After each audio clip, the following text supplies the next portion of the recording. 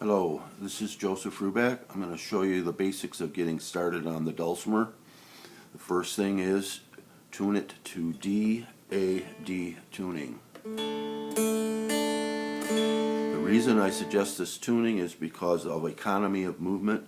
You can get so many notes down here, whereas when you are in D-A-A tuning, you have to come up high to get a lot of those notes. Nothing wrong with that, but again, economy of movement, and you'll see why as time goes on here.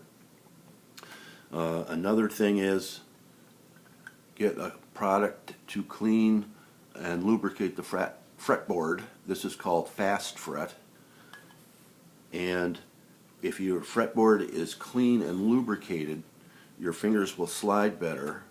And not so much for this lesson, but later on you'll need the fingers to be able to move easily. For instance,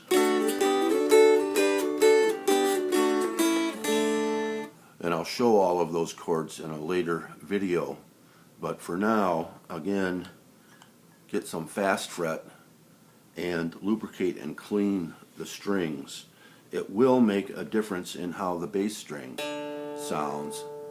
You won't be able to tell so much on the treble strings. But again, lubricating the fretboard is important. I've played a number of dulcimers that were probably alright, but the fingerboards were so dry, they just didn't play easily and they didn't have a good action. So, for tuning, get a little clip-on tuner of some sort. You can either set it on the dulcimer or clip it on one of the tuners or something. So that you can get D-A-D tuning and keep it in that tuning. Now the first chord is going to be a D chord. Now because this is D-A-D tuning, whatever I play up here could be down here as well.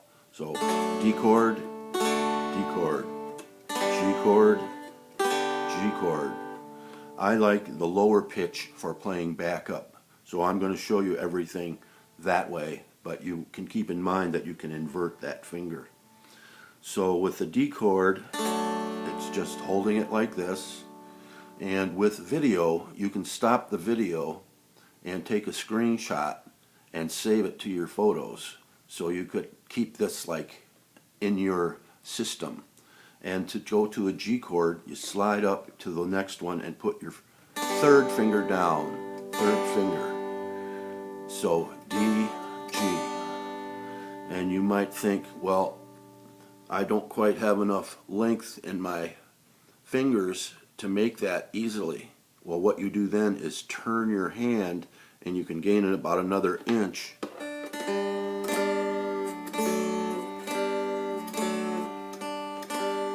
And after a short time you won't even think about it. So D, slide it up and put your third finger down.